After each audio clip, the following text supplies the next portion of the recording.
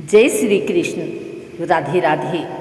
आज के इस पावन और ऐतिहासिक अवसर पर हम सभी श्रद्धालु जन एकत्र होकर 10वें पातशाह सिखों के महान गुरु, धर्म के रक्षक, त्याग, बलिदान और साहस के प्रतीक श्री गुरु गोविंद सिंह जी महाराज की अद्भुत और प्रेरणादायक जीवन कथा का श्रवण करने जा रहे हैं। हे सच्चे पातशाह, हमारी बुद्धि को शुद्ध करना, हमारे हृदय में सत्य, साहस और भक्ति का दीप जलाना और इस कथा श्रवण को सफल बनाना। आज हम यह कथा धर्म की रक्षा, अन्याय के विरोध और जीवन में सच्चाई के मार्ग पर चलने की प्रेरणा के लिए सुन रहे हैं। यदि कथा वाचन में कोई भूल चूक हो जाए तो हे गुरु महाराज, अपनी कृपा से हमें क्षमा करना।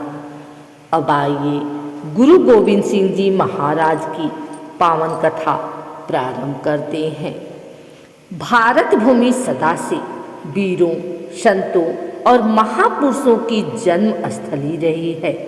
इस पावन धरती पर एक ऐसे महापुरुष ने जन्म लिया जिसने धर्म की रक्षा के लिए अपना सर्वस्व अर्पित कर दिया। वे महापुरुष थे श्री गुरु गोविंद सिंह जी महाराज।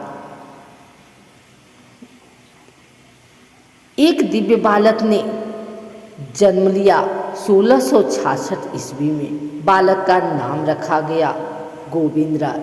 उनके पिता थे 9वें गुरु श्री गुरु तेग बहादुर जी, जो स्वयं त्याग और बलिदान के प्रतीक थे। बालक गोविंद राय बचपन से ही असाधारण तेज, साहस और करुणा से परिपूर्ण थे।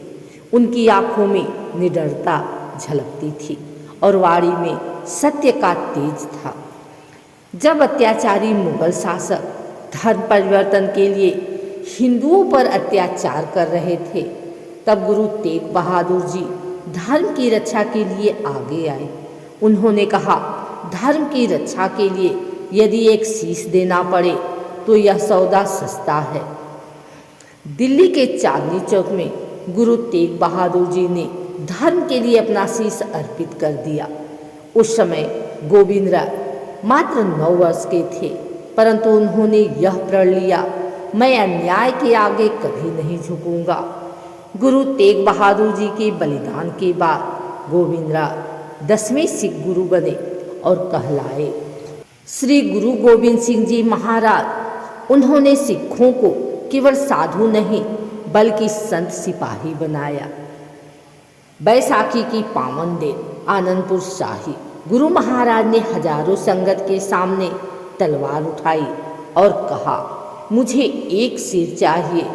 संगत सन रह गई, पर 5 वीर आगे आए जिन्हें आज हम पंज प्यारे कहते हैं। गुरु महाराज ने खालसा पंथ की स्थापना की और कहा, खालसा मेरा रूप है, मैं खालसे में निवास करता हूँ। गुरु गोविंद सिंह जी ने जाति, ऊंच नीच और भेदभाव को समाप्त किया। उन्होंने कहा, सभी खालसा सिंह और कौर होंगे। 5 ककार, केश, कंघा, कड़ा, कृपाण और कच्छा धर्म और आत्मसम्मान के प्रतीक बने।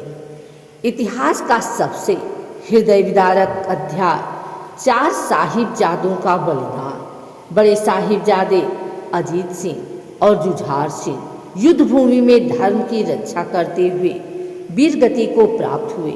छोटे साहिबजादे जोरावर सिंह और फतेह सिंह को दीवार में जिंदा चुनवा दिया गया, पर उन्होंने धर्म नहीं छोड़ा। साहिबजादों की शहादत के बाद माता गुजरी जी ठंडे बुर्ज में प्राण त्याग दी। यह त्याग मानव इतिहास में अद्वितीय है। गुरु गोविंद सिंह जी ने औरंगजेब को जफरनामा लिखा, जिसमें सत्य और न्याय की विजय का संदेश था। उन्होंने कहा, जब सारे उपाय असफल हो जाएं, तब तलवार उठाना धर्म है। गुरु गोविंद सिंह जी ने एक महान निर्णय लिया। उन्होंने कहा, मेरे बाद गुरु ग्रंथ साहिब ही सिखों के गुरु होंगे। और इस प्रकार गुरु परंपरा शब्द गुरु में समाहित हो गए। गुरु गोविंद सिंह जी की कथा हमें सिखाती है अन्याय के सामने न झुकना, धर्म की रक्षा करना, साहस और करुणा दोनों रखना, बलिदान से कभी पीछे न हटना। हे सच्चे पातशाह, हमें भी सत्य, साहस और सेवा के मार्ग पर चलने की शक्ति देना।